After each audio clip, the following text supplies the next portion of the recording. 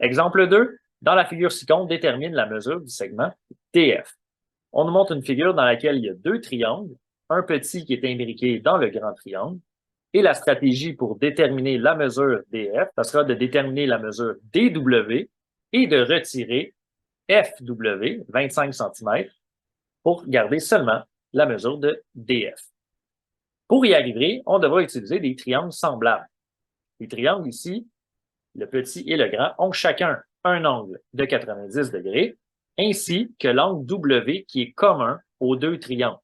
La stratégie, on va montrer que les triangles sont semblables, on va déterminer le rapport de similitude, et ensuite on va l'utiliser pour déterminer les mesures dont on a besoin.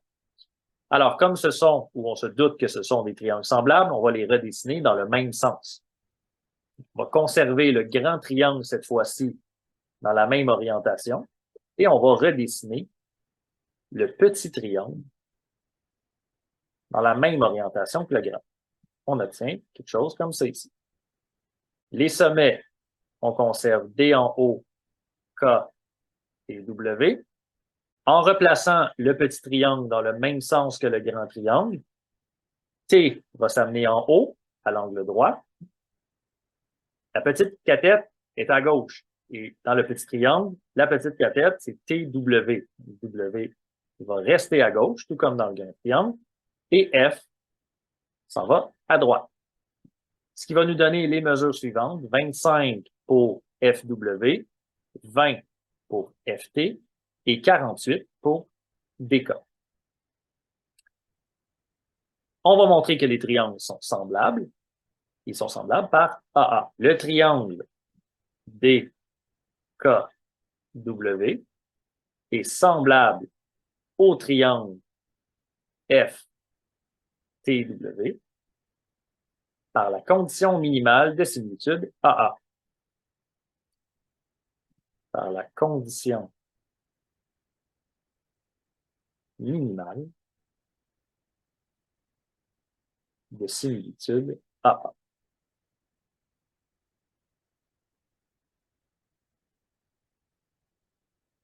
On a besoin de deux paires d'angles. La première, l'angle T et l'angle D ont la même mesure. L'angle D est égal à la mesure de l'angle T. Et ça, c'est une donnée fournie par le problème. Donnée fournie dans le problème.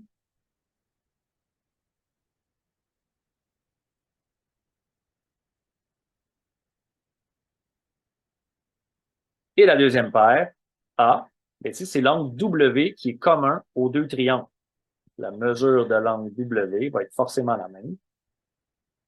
Mesure de l'angle W. Et on a ici un angle commun.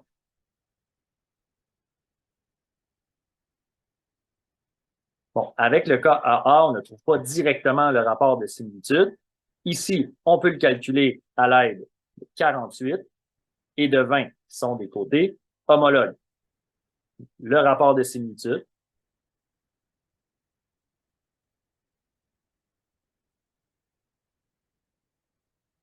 Similitude. On va le calculer en divisant la mesure de DK 48 divisé par 20, qui va donner 2,4. Alors maintenant que je viens de trouver le rapport de similitude, je vais pouvoir l'utiliser pour déterminer la mesure de DW.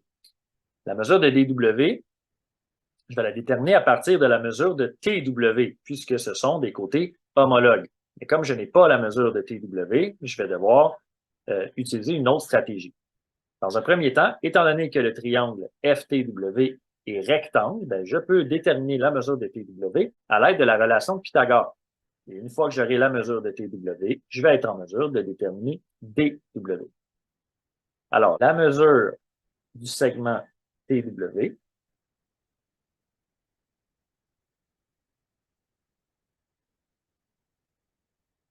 c'est la relation de Pythagore qui va me la donner.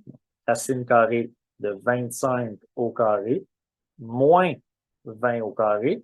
Ici, 25, c'est déjà l'hypoténuse, donc on a une soustraction à faire. 25 au carré moins 20 au carré. Racine carrée, on obtient 15 cm pour la mesure de TW. Et on vient justifier en écrivant que c'est la relation de Pythagore qui nous a permis de déterminer. Maintenant que j'ai déterminé la mesure du segment TW, on peut déterminer la mesure du segment DW. La mesure du segment DW. On va l'obtenir en multipliant 15 par 2,4 pour obtenir 36 cm. La justification, les côtés homologues de triangles semblables ont des longueurs proportionnelles.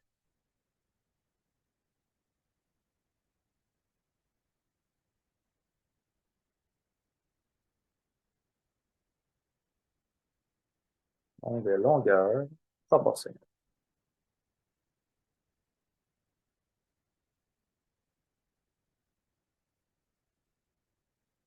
On peut terminer le calcul. 36 moins la mesure 25 va nous permettre de déterminer la mesure de DF.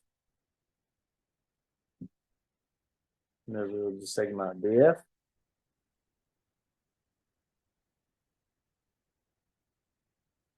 « 36 moins 25 qui donne 11 cm. La réponse est donc 11 cm pour la mesure de DF. Voilà, c'est ce qui complète la capsule.